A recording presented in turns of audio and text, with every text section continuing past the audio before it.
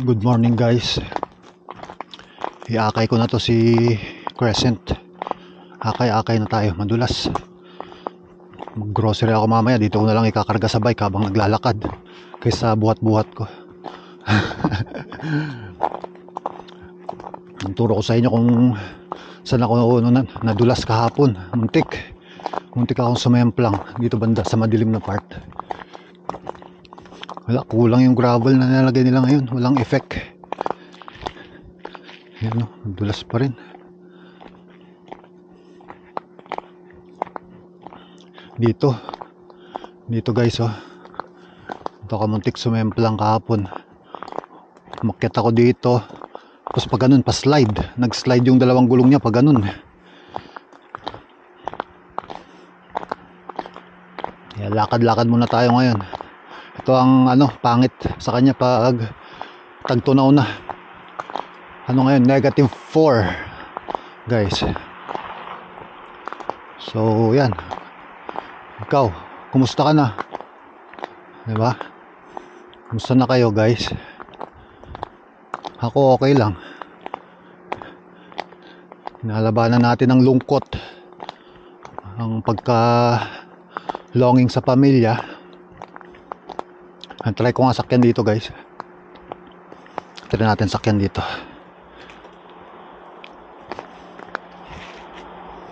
Daan-daan lang.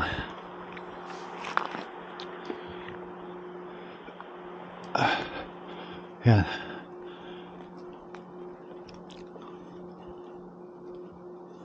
Ayos ko yung camera pala.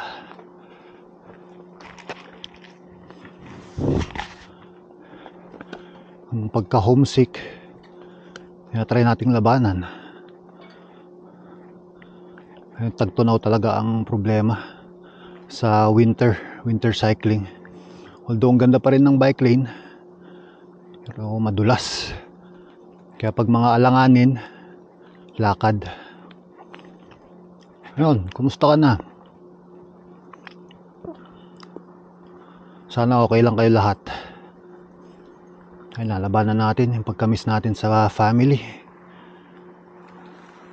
So dito na lumalabas yung ewan ko kung nade-depress pa ako or nalulungkot or what. Ma-explain guys.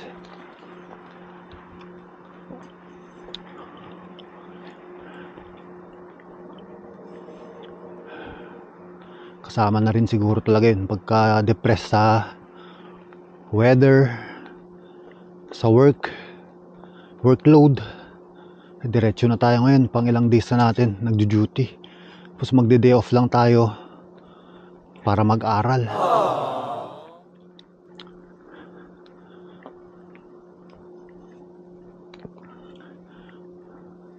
Magde-day off lang tayo para mag-aral guys. Tapos umaga ulit kinabukasan.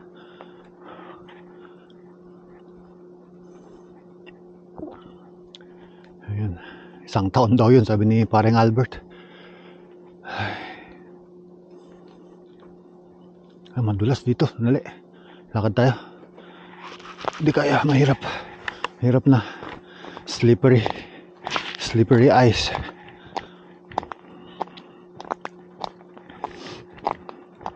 Oo, ikaw. Kumusta ka na? Ako, okay lang.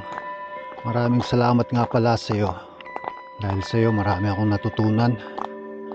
Maraming salamat sa mga lessons na binigay mo.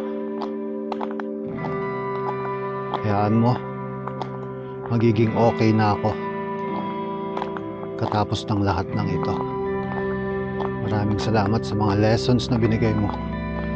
Naloobat pa ang aking flashlight.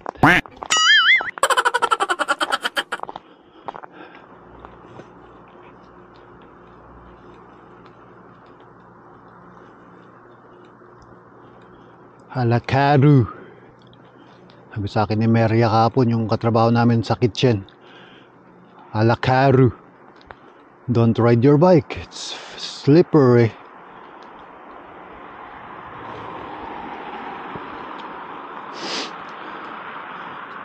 Sakyan natin pag kaya, pag hindi, edi walking, ganun lang. Sakay, lakad, sakay lakad. Talagang alanganin, lakad. At tatry kong mag-grocery mamaya kung di ako tamarin. Sana hindi tayo mapagod sa work.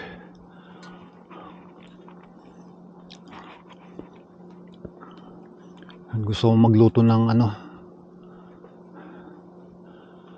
gusto kong magluto ng ang dilim guys, walang flashlight. Gusto kong magluto ng Bicol Express. Grabe, ang tagal ko pumasok. Kanina pa to. Kanina pa ako dito. Tagal.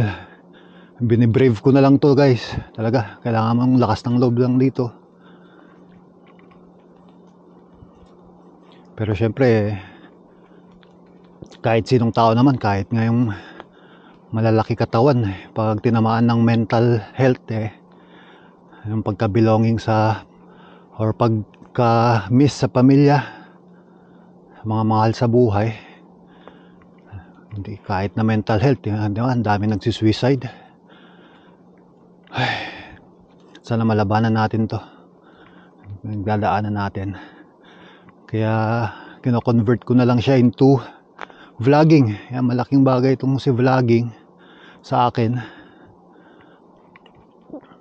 Nire-release ko yung mga saloobin ko na i-share ko pa sa inyo, diba?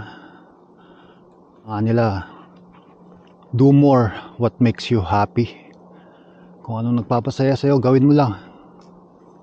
Don't hold back, diba? Sabi nga ni Tupac, it's a struggle every day, gotta roll on, diba? Gonna roll on guys. Every day is a struggle, so we must learn to accept every struggle and learn from it. So if you're new on my channel, click the subscribe button. It's a big help for me.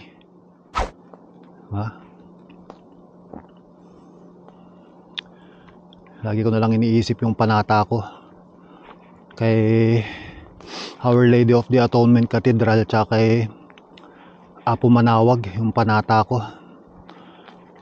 yung mga reasons ko kung bakit ako nandito. Yung reasons ko kung bakit ako nandito, hindi lang para sa family guys, it's for the community, the Filipino community in the Philippines. Gusto ko rin makatulong, hindi lang sa pamilya ko. Gusto kong makatulong din sa talagang nangangailangan, mga mahihirap ating kababayan. Although hindi ba naman ako ganong kayaman pa sa ngayon, or ewan ko kung ma-reach ko ba yun. Pero gusto kong makatulong in my own little way.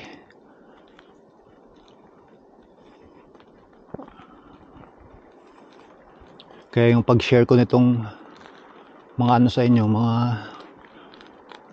vlog or quotes or what, or mga reels, para para ma-motivate din kayo, parang ganon. Hindi naman ang pinaka main reasons ko. That's why I do vlogging. Dami akong natututunan sa vlogging, sa mga kasama ko, sa mga kapwa ko content creators na napapanood ko.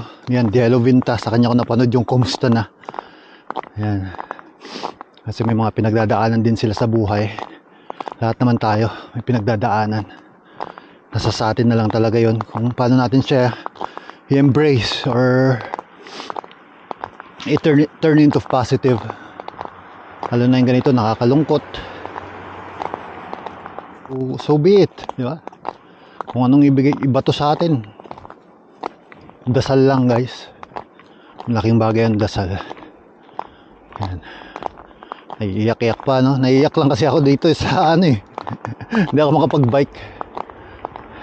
Nalulungkot ako, hindi ako makapag-bike guys ng diretso. Papadyak ako nababawasan. Kaya malaking tulong tong bike. Thank you biking. Thank you sa biking. Naturuan niya ako how to be patient, how to be brave, diba? How to be independent on fixing your own flats, fixing your own diba? Dish. So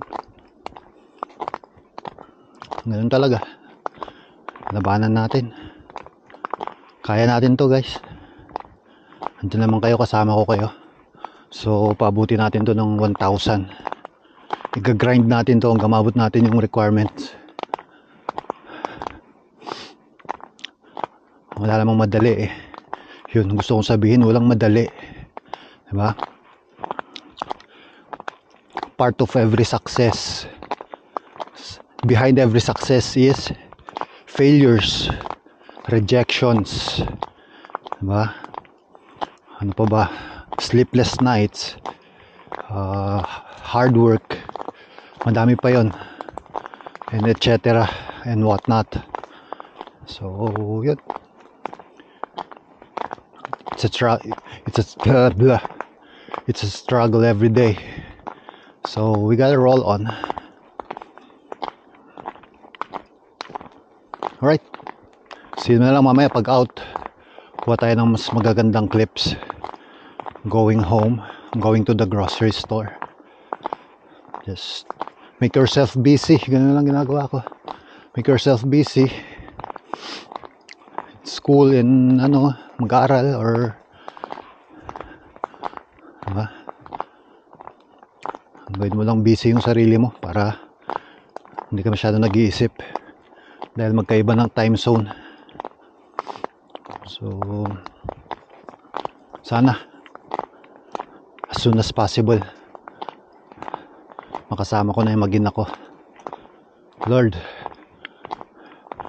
I pray for you, Lord. This is all for you and for the people who's always looking up for me. I know it's hard, pero we can do this. We can do this with the help of God.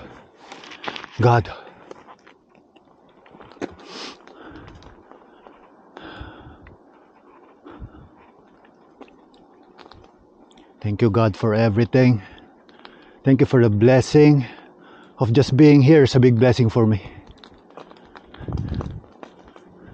Just by having work, it's a big blessing. So respect every hustle, guys. Don't look down on others. Kahit na construction man yan, or ano man yan, janitor man yan, tignan nyo sila as pantay-pantay. Lalo na sa restaurant, huwag nyo minamaliit yung mga kitchen staff, diba? Baka duroan yung pagkain nyo, diba? Kinain nyo yung turkak nila, guys. Hindi ang sarap-sarap. Don't be rude, diba? Put your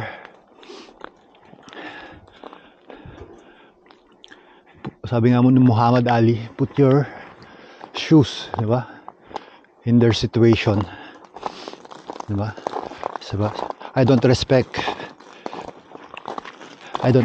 people that's good to me but rude to the waiter, parang ano. Alright, kita-kits tayo mamaya pag out. Sinishare ko lang itong ano natin, aberya ng winter cycling or the downfall of winter cycling. Ito, panagme-melt, makapadepress yung panagme-melt, guys. Pag nag-i-snow okay lang kasi nakakabike akong all the way. Ito, panagme-melt, lakad sakay. Alright, see you at work. Embrace the grind. Do what makes you happy, mate. Let's go, mate. Yun, guys, out na ako. Naglagay sila mas maraming gravel. Mas maganda yung ganyan. Oh, mas marami. So may traction. May traction na. Pero syempre ingat pa rin, guys. Dahan-dahan pa rin tayo. Punta akong grocery ngayon. Para bukas magluluto na lang gagawin natin. Dahan-dahan pa rin. Dito sa bike lane wala masyado. Doon lang sa workplace. Ito maldulas pa rin.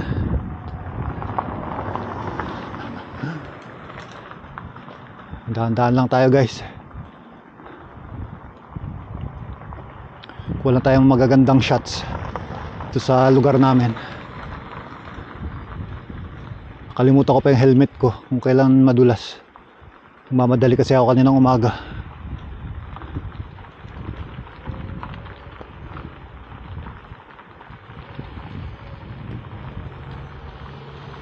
Tuluyan ka na lang na matunaw para ano naman, makaluwag-luwag kami. Co-market na lang ako pupunta siguro. Hindi na ako lalayo para maluto ko na ngayon, or bukas ko na lutuin pala. Nabali day off naman, so bukas ko na lutuin. Nagluto ako ng Bicol Express. Bili ako ng coconut milk.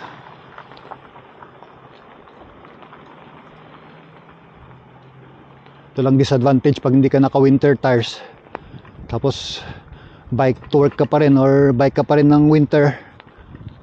Sabi sa akin mga katrabaho ko, by next season magpalit ka. Oo nga, kailangan next season. Madulas talaga pag hindi ka naka winter tires. Dapat dinamihan nila yung gravel. Ito, ang konti ng gravel nilagay, oh. Titipid yata sila sa gravel. En Mayaksa Yon Lucasta vai paljon Lucasta tosi Lucasta vai voi vittu. Yan, madulas guys, lakad ako. Kuha lang ako ng mga clips. Let's go. Maglakad-lakad tayo para maubos yung energy natin, makatulog tayo mamaya.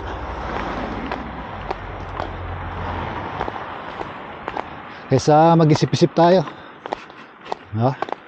Ano na lang naiisip natin. Kakaisip tayo ng negative pag ano kasi. Ako pa naman ako, emotional akong tao. Nagbablog ako, tingnan niyo, puro emosyon to guys. Ito yung school dito. Ito, yung malaking to. School yan. Yan ang luwang. May basketball court din sila dyan pag summer. Bili ako ng bola. Pero for international employees, wala sila dito. So pure finish dito, kaya kailangan matuto ng anak mo pag mag-aaral dito. Kung kukunin mo man sila, kailangan mag-aaral sila ng ng language. Yan, pero for sa mga big cities, andun talaga magaling na sila talaga mag-English doon. Right, cut ko lang, kuha ako ng clips lang. Let's go.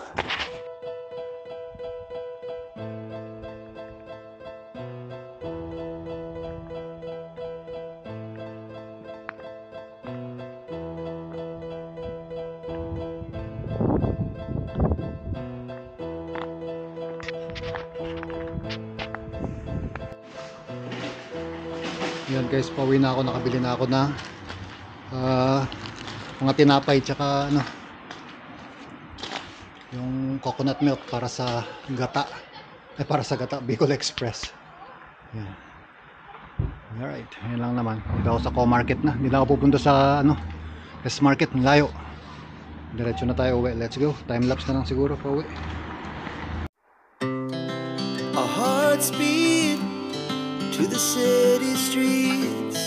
We began to feel the fire. We rise like tall buildings as the chemicals, they take us higher. The night's young and it's just begun as she puts her hand in mine. We wanna chase the night, wanna dance to the light, pull the stars from the sky, just two hearts running wild. Never sleep, never stop.